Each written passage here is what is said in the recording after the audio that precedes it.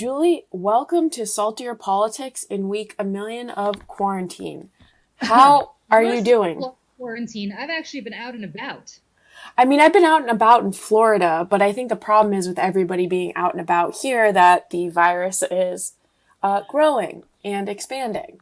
Right. So I have to say, we went up to, I have a house up in Massachusetts, which you've been to and you visited. And Massachusetts last week or 2 weeks ago finally started allowing outdoor dining. So we went and had dinner at a restaurant sitting outside last Friday, I want to say, last weekend. I thought I was going to cry. I was so happy. I was so happy. I could not even begin to tell you, just to have somebody come and take my order and get me a drink. And then I looked at the check and I started laughing because I realized the two Tito's and sodas that I had at that restaurant literally cost the same as those big jug gallons of Tito's that you could buy at a liquor store. Like they were about the same amount of money. And I thought to myself, oh my God, the sticker shock that people are now going to be experiencing when they see the markup that restaurants have put on liquor all these years is pretty funny. But it was so nice just to sit outside and have somebody get you a drink and a nice meal. And I've been cooking a lot at home. I've actually become a pretty adventurous chef in quarantine, but it was still so nice to have somebody get you something to eat that you're not good at making yourself. And it was great. It's different with takeout too, because when you pick up and bring back, by the time you get it, it's not the same at all. It's not. You have to plate it yourself. I mean, look, this is like a first world problem to the end. 100%. I feel kind of ridiculous even complaining about it. But there is something to be nice, to be said for how nice it is to just sit outside. And especially in the Berkshires where you've been, this particular restaurant, if anybody's ever up in that Western Massachusetts area, and they want to visit a restaurant called Cafe Adam in Great Barrington. They had a very limited menu. Their usual menu is incredible and expansive and adventurous and really just a fantastic place to eat. But this was a much more limited menu. But still, you're sitting there, you've got the beautiful mountain air, and it's just nice. It was just nice and relaxing. As Dr. Fauci said, we're still in wave 1. Wave 2, he thinks, is coming. The president does not. And Mike Pence does not. Mike Pence thinks the worst is behind us. Well, I mean, it'll be exciting to see not only in Tulsa, but in Jacksonville for Trump's rallies to see how, if there's any spread and who is blamed for that. Well, Tulsa, Oklahoma, Tulsa County has seen a spike just in the last week in advance of this rally of a 60% spike in cases. And it's not because of more testing the way Mike Pence wants us to believe. There are more hospitalizations in Florida and Alabama, the Carolinas. It seems like New York, New Jersey, I think Maryland, other states have bent the curve because they've been responsible in what they've been doing. Your home state of Florida, Emily, is a disaster, as it always is, politically. And as a result, you have massive spikes going on, which is awful. And it's especially awful because there seem to be a lot of elderly people in Florida. At least every relative I have over a certain age has, not every, but a lot of them, decamped to southern Florida. And so it's troubling. It's troubling for a number of reasons, but hopefully we will be, at least here in the Northeast, where people have been acting somewhat responsibly, the curve has been bent. I'm appalled, by the way. By the way, anybody who goes to this Tulsa rally after having to sign a liability waiver saying they're not going to sue Donald Trump or the campaign for getting coronavirus. I mean, if you go and you get coronavirus, I'm sorry. I really am. But to me, it's almost like blaming somebody who decides to be a pyromaniac and then gets burnt. Right. You don't play with matches, you don't get burnt. And these people, this is going to cost lives. It just is. And there's just so much empirical data to stress that you should not be in crowds indoors without a mask. And none of that is happening in Tulsa. I mean, the leadership in Tulsa is begging Trump to cancel. Well, in Orlando, we have a Democratic mayor, both in and of Winter Park, Buddy Dyer, and then Demings. Right.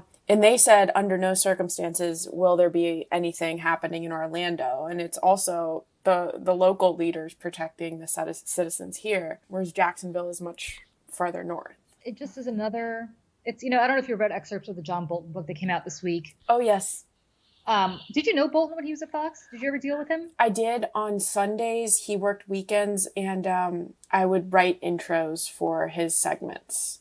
So the one thing about John Bolton, it's very funny. I read an article by Bill Kristol, who's a conservative, anti-Trump stalwart. Worked for Dick Cheney. Has been, his father was a neocon. Bill Kristol's Republican bona fides are as dyed-in-the-wool as can be. They're not Trump bona fides, but then again, I don't think Trump and the Republican Party ever had much in common until he took it over.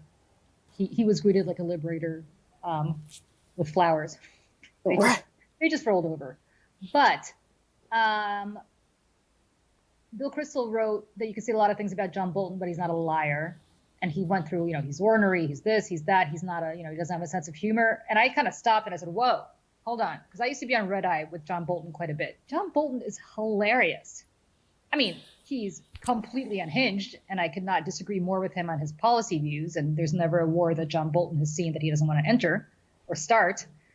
But I will say this, John Bolton, if you know him personally, I've seen him as a pretty funny guy. I guess nobody else has seen it, but I think viewers of Red Eye, whoever they may be, would agree that he is very funny, very dry. So dry that you might not think that he's being funny, but that's neither here nor there. If you read John Bolton's book, which I have not, but I've read the excerpts in the Times and the Wall Street Journal, he says that Trump really doesn't care about anything but himself, because one example is he was asking Xi Jinping, who's probably the most dictatorial leader, premier of China since Mao Zedong, has really consolidated power in kind of a Putin-esque way there, to help him with the election. I mean, literally. With farmers. He said straight up it would be helpful if China bought soybeans and all that from farmers. Right, because I need the farm vote. It's very important to me. So first and foremost, literally having somebody come and ask a foreign leader whose interests, let's be clear, are adverse to our national interest, to help him. And we can get back to that in a second, but this Tulsa rally is part and parcel to me of that, because this rally is Trump doing what's good for Trump. His ego needs to be fed. He needs to have the adulation. He needs to have the MAGA crowds. He needs to bask in that. He's kind of Castro-esque in that way. But what's fascinating to me is that that's the same as the China thing. He doesn't really care about the national interest. He doesn't give a damn about the people at that rally, other than they are props who will applaud him and respond to his words. And it's what Howard Stern said. He has massive disdain for his own voters. If he cared at all about his own voters, he would understand that they should not be going to an indoor rally without a mask for the sole purpose of cheering him on and giving him unlimited time on cable TV, because of course, the cable networks are going to go to him when he does this, as they always do. They shouldn't, by the way. They should not reward or encourage that kind of behavior, but they will. No, and it's also the reporters who go to this event. They're gonna be put in harm's way too. But it's like, do you cover it or? Well, I would say this. I would not cover it, and I will tell you why. No more than I would cover somebody committing a murder, right? Like, you just don't. Right. And because what you're doing is you're modeling awful behavior. And I know that it's not for the networks to be the arbiters of whether something is good behavior or bad behavior. They cover the news. However, this is truly putting somebody in harm's way. It just is. And I don't recall cable news covering any other president, George Bush, Barack Obama, any other candidates wall to wall the way they do with Trump's rallies. It helps them because ratings, obviously, it helps their ratings. And it helps Trump because it helps his ratings, obviously, if he's the only game in town. But it's unhelpful, and it's irresponsible, and it's generally unhelpful. And again, if you are a Trump voter, consider the fact that he's acknowledging that you're going to be in harm's way. That's why he's making you sign a liability waiver. I have been involved in a lot of campaigns. I have been involved in organizing a lot of rallies. I mean, with Barack, with presidents, with the vice presidents, for the last probably 20, 25 years. Never in my life has it ever occurred to me or to anybody I know to ask any participant to sign a liability waiver. Just, you don't. And it probably never occurred to the Trump campaign either until they realized, oh my God, there's a lot of liability we have here because people are going to get sick. So just understand, he does not care about you, MAGA voters. He just doesn't. And you're being duped. And Howard Stern was right. He has disdain. They are props and nothing more to him. He could not care less about people in Tulsa, Oklahoma, in the state of Oklahoma, or in the surrounding states. He disdains them. I think he just disdains anything that doesn't help him, because what really killed me was to see the putting off of the Uyghurs with concentration camps.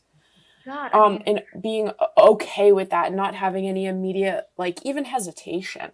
Yeah. Taiwan. I mean, a democratic Taiwan.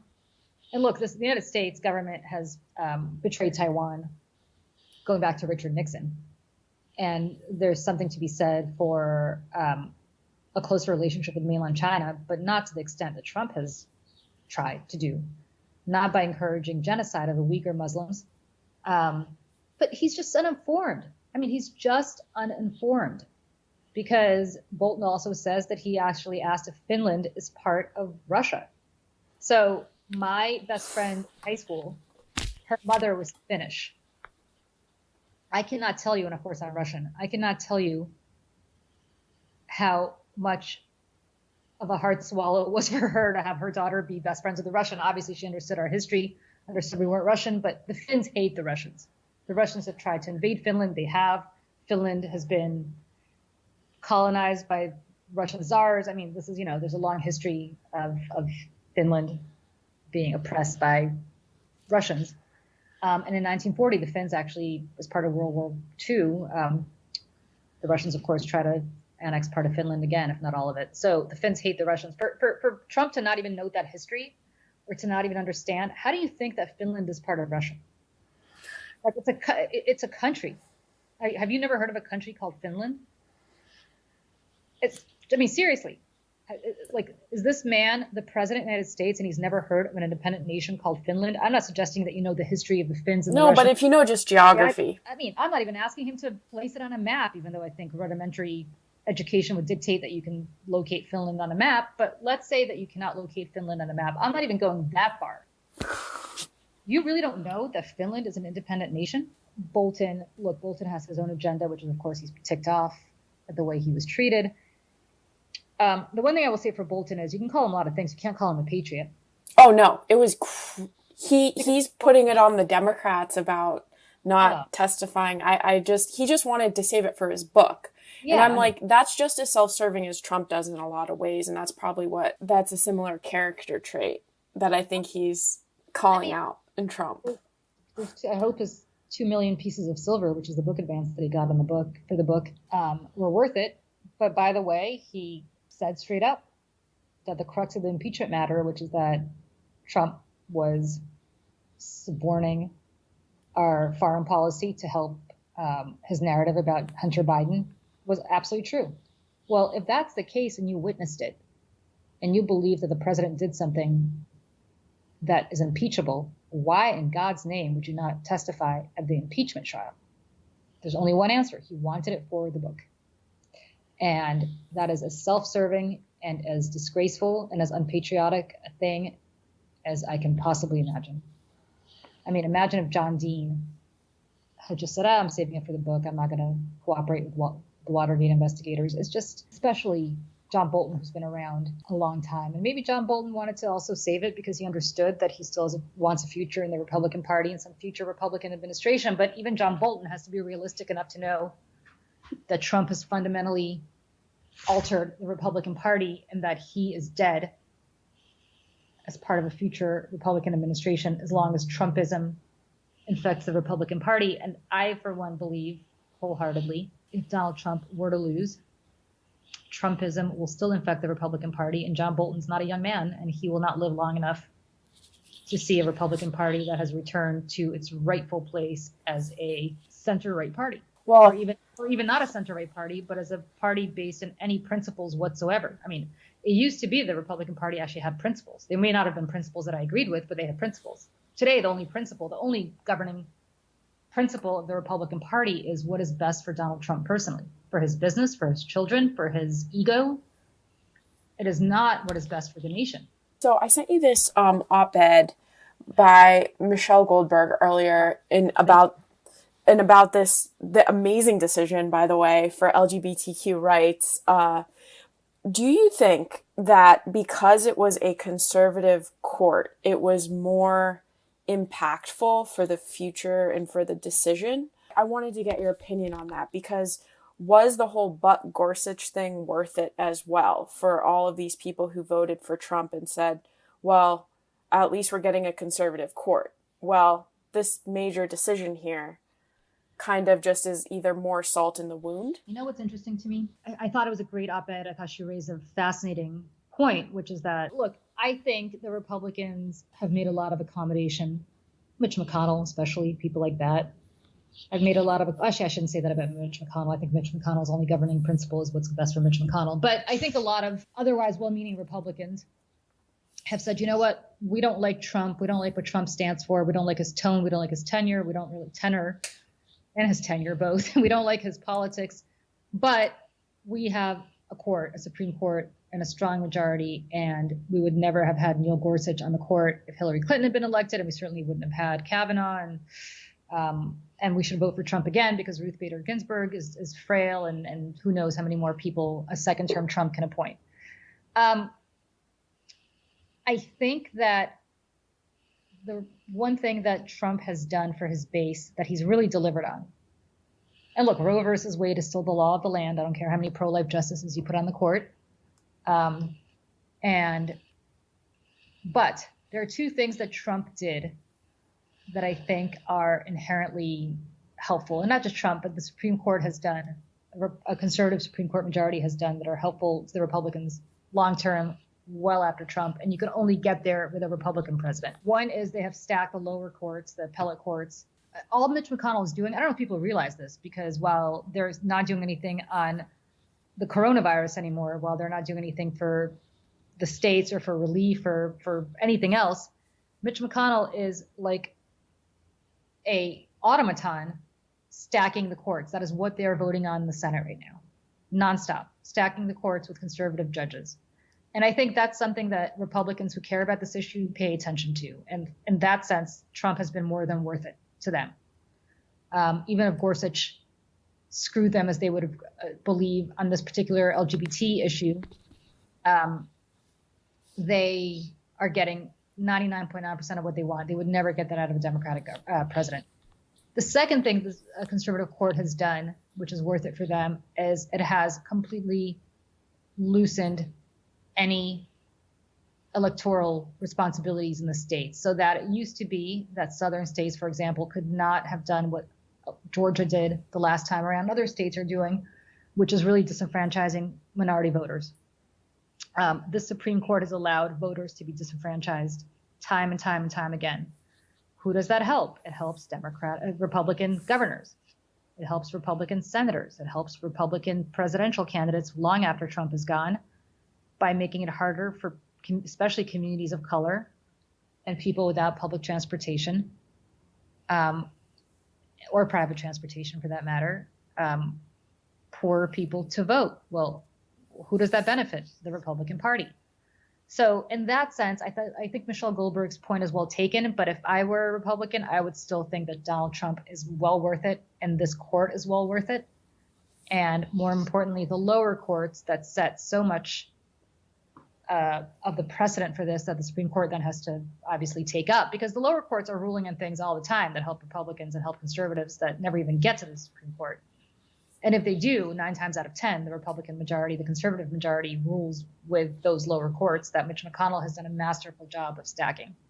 Okay. So it's a great day for the LGBT community. I'm pleased that Gorsuch and Roberts, of course, is a George Bush appointee, but that Gorsuch ruled the way he did. I'm thrilled that he did, but on balance, they got more than they could have ever hoped for with this court. I wanted to bring up kind of a little philosophical discussion with it. So do you think it's disingenuous of the GOP who disagree with Gorsuch's interpretation, where he considers under Title VII sex to include gay Americans and transgender Americans? For example, if you transfer that to the Second Amendment and you say, they considered to bearing arms an AK-47 and a Glock, those kind of guns, like those who, I guess, criticize this interpretation of sex, wouldn't it be good now to not criticize that way of looking at it, because that's what they're doing with the Second Amendment very much? Look, everybody's a hypocrite, right, when it comes to their pet issues. If you wanted to make an intellectual argument for something, you can make it. Right? If you're smart enough to actually try to make an intellectual argument, you can. There is enough data to fit whatever your worldview is on anything. You can always find it. Even COVID, right? It's obvious that COVID cases are rising in places where more people are not protecting themselves. They're not social distancing. They're not wearing masks. They're not abiding by the things that other governors in states have done that have bent the curve, like your governor in Florida. But I'm sure there's probably some Heritage Foundation, or I should just pin it on them. I'm sure there's some sort of quasi-intellectual argument you could always make for why that's wrong. It doesn't mean that I would agree with it or think much of the intellect making that argument, but you could always contort yourself into some position. If you want, look at the Republican Party. They have, including a lot of people that were previous never Trumpers who've contorted themselves, including some of my old colleagues at Fox, have contorted themselves into a rationale intellectually as to why Donald Trump is fine. He stands for everything they've espoused being against. Look at the evangelicals. Right. What in God's name, no pun intended, is Donald Trump representative of? He's done the opposite of pretty much all the 10 Commandments. His entire life is a violation of the 10 Commandments. Literally. He's got more support among white evangelicals than he does among anybody else. Why? Well, they have intellectualized in their own mind that he's, a messenger from God to bring about the courts that they want, or maybe it's end times that they want. God knows. I don't even know how they've intellectualized it. Okay, well, I wanted to bring up Lift Our Voices, because you had quite a popular text talking about the ABC News. And if you want to talk a little bit about that, because so your text was, your tweet was, it's fascinating that so many news organizations, which are ostensibly dedicated to investigative journalism predicated on transparency, are so willing to cover up their own wrongdoing through the use of NDAs. It would sound to me like if you are a news organization that is predicated on people giving you proprietary information. Look at where the big breaking news stories have happened, right? If you're an investigative journalist, you are in fact getting people to talk to you that should not be talking to you, either because they're government whistleblowers. Look at the most famous the most investigative case of all. We go back to Woodward and Bernstein. And Deep Throat turned out to be the deputy head of the FBI, the number 2 guy at the FBI. That guy should not have been, which is a federal agency. That guy should not have been talking to Woodward and Bernstein at all. But nevertheless, the Washington Post got him to do it. And I'm sure had he been discovered as the whistleblower, it would have been bad for him. And that's just one example. Daniel Ellsberg in the New York Times. All sorts of investigative journalism has been done because of whistleblower situations. And the New York Times, the Wall Street Journal, and the Washington Post today, when they have people inside the White House close to Trump leaking information that I'm sure that violates a lot of, the policies in the White House. Obviously, nobody's authorized to talk to the press unless they're officially authorized in any government agency. So it's striking to me that news agencies or purported news agencies insist on NDAs to prevent the truth from coming forward. And it's just amazing to me. I don't get it. And ABC is a prime example of that. ABC has done some groundbreaking investigative journalism.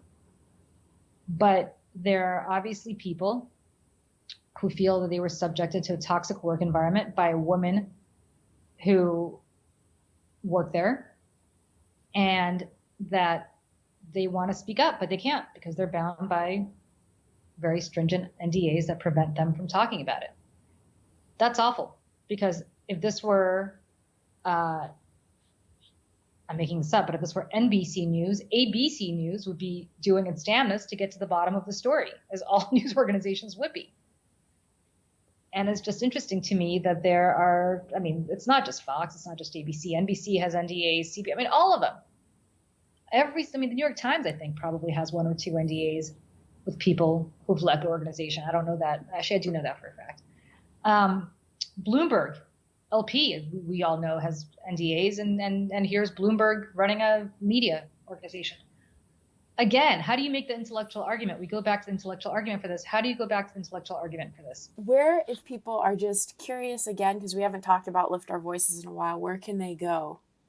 Well, they can go to, thank you for saying that. They can go to liftourvoices.org. We actually have a bunch of exciting news coming out in the next couple of weeks on stuff that we've been working on and initiatives that we're doing. Please go to the website, liftourvoices.org, and contribute. No amount is too small. No amount is too large. Tax deductible, which is nice. Tell me more relevantly, it's Pride Month. Oh my gosh, Julie, I am so excited about this decision because I was so mad on the last Friday, when the Trump administration made the decision with DHS to ban a lot of transgender and to take a lot of the civil rights protections away from transgender Americans. So I was horribly angry. And then come this landmark decision from the Supreme Court that can protect my job and everybody's job in the LGBTQ community. It's amazing because, I forget who said the quote, like, not everybody gets married, but almost everybody works.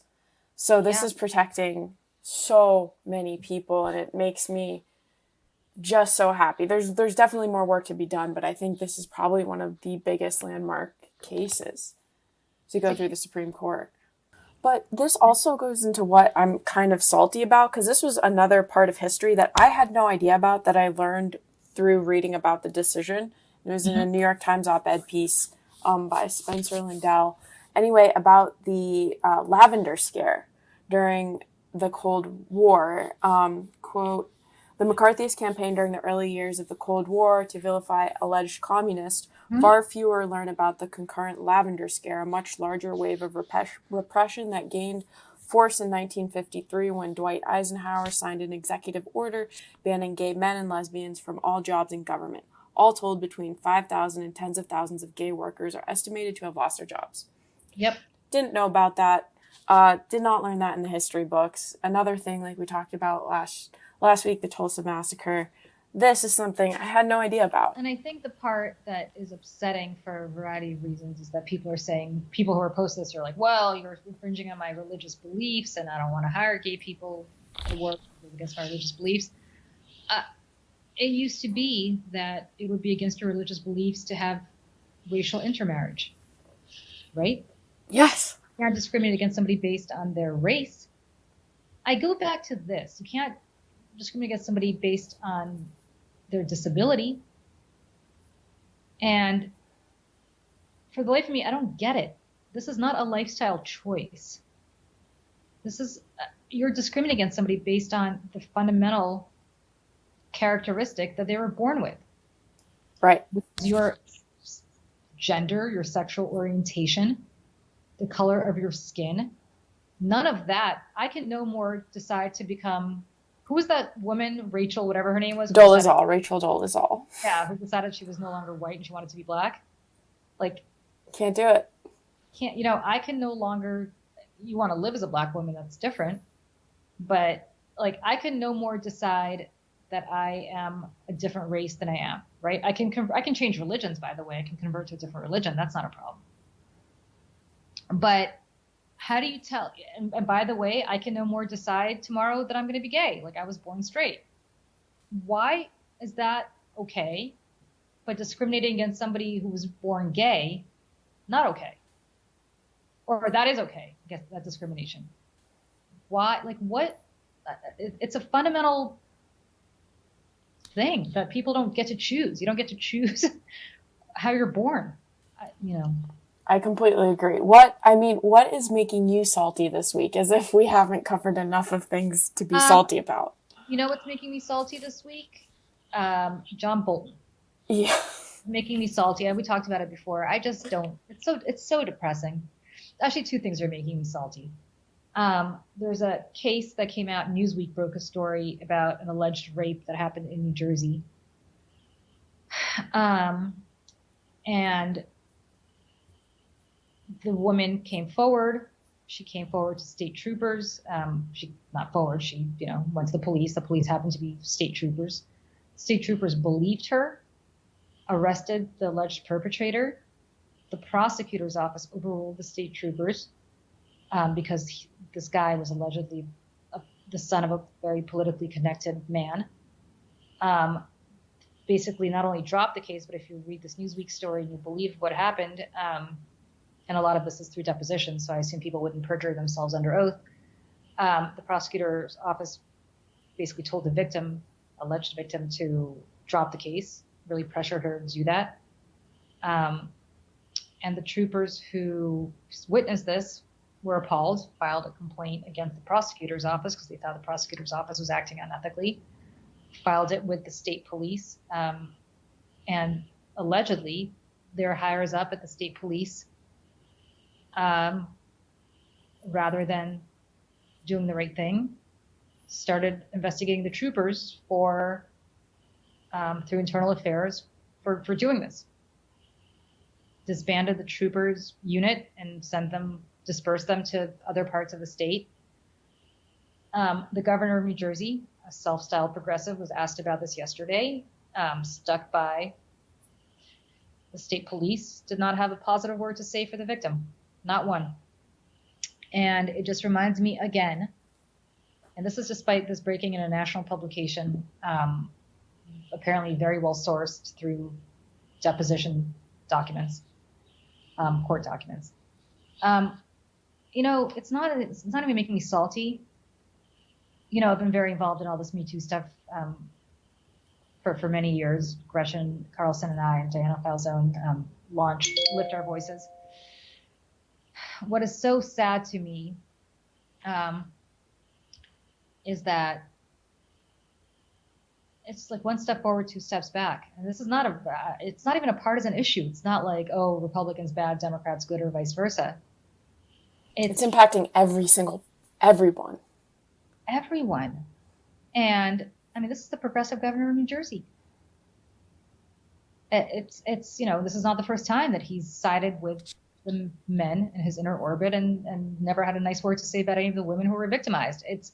It's just despondent. I'm despondent about it. It's just depressing. It's dispiriting. It makes you think, God, we have so much work to do. You think about the Me Too movement and how much it's already done in the last few years, but you just realize how much further we have to go. As I'm sure people in the Black Lives Matter movement believe. You see these George Floyd uprisings and these George Floyd uprisings in a good way, these protests. People are talking about things they haven't really talked about. Public opinion is on the right side of history finally on this issue. And then you see another Black man getting shot in Atlanta in a parking lot of Wendy's. Right. And I'm sure if you're somebody who's as intimately involved in the Black Lives Matter movement as I am in the Me Too movement, you kind of think, oh my God, we've come so far, but yet we have still so far to go. And that's exactly what I thought when I read that Newsweek story and heard the governor's comments yesterday. We have so much further to go. So it's not making me salty. It's making me just even more determined. Julie, I am right there with you. It's exactly like you said, like even with the gay rights, you're seeing all these Black transgender women killed. And it's like we're seeing all this movement and we now just can't be fired from work, but you're still seeing cover-ups of deaths and horrible killings and lessening the humanity of certain classes of people. And it's, we're going to do it. We're going to move steps forward, but sometimes it can be a lot. It's a lot. And You know, I say that as the mother of a kid, of a young kid. I think that's driving me crazy right now, because if you heard that ring, that is because his iPad is connected to my phone, and his friends have been FaceTiming him nonstop 24/7. And literally this begins at 6 o'clock in the morning and does not end until after I go to bed. And he's got a hopping social life. There we go. wow. So on that note, he's not even here, by the way. So, and look, he's reminding you. He's reminding you, hey, Mom. It's not him. It's not him. It's all his friends. There's like 3 guys. Those rings, that was this third person. That was the same person. When I declined to take the call because it's ringing and it's interrupting this thing, he keeps calling back. Like, dude, get the clue. Like, don't call back. But right. Nevertheless, that's what being the mom of an 8-year-old boy is. Emily, when are you coming back north? Is that ever going to happen, or are we forever stuck? There we go again. It's definitely going to be in July, and when it is, we can properly get overpriced drinks and happily cheers. 100% getting drinks. I don't know if you could edit that sound out, by the way. Maybe you shouldn't, so people understand the nightmare that I've been living in since 6 o'clock every morning, not ending until. Oh no, we're keeping that in there. Okay. All right. Yeah. All right. Thanks, everybody.